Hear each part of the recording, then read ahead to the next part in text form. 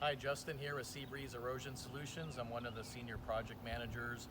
Just wanted to point out some aspects of this lake that we worked on a couple of years ago here in Estero.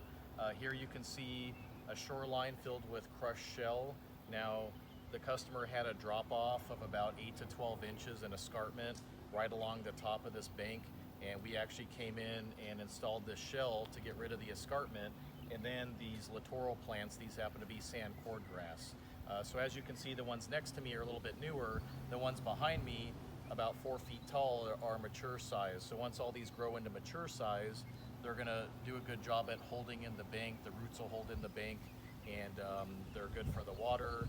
They absorb contaminants, and they provide a habitat for wildlife and things like that. So this was permitted and spec'd here in the village of Estero. The shell looks very nice. It's becoming part of the shoreline, and so far it's held up extremely well with no more escarpment, no more drop off. So we're very happy with the results.